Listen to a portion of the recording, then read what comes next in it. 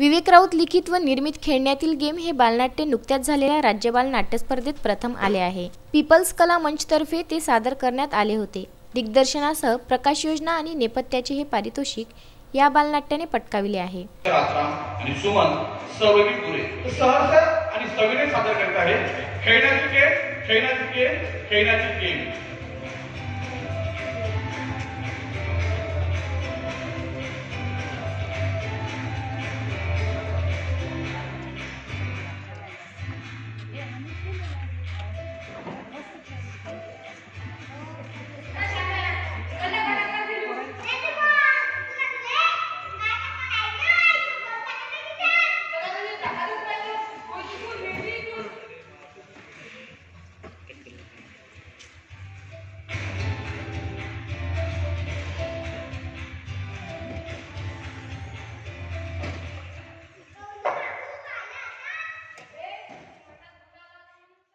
दिनांक 13 जानेवारीला मुंबई येथून या नाटकाचा निकाल जाहीर करण्यात आला।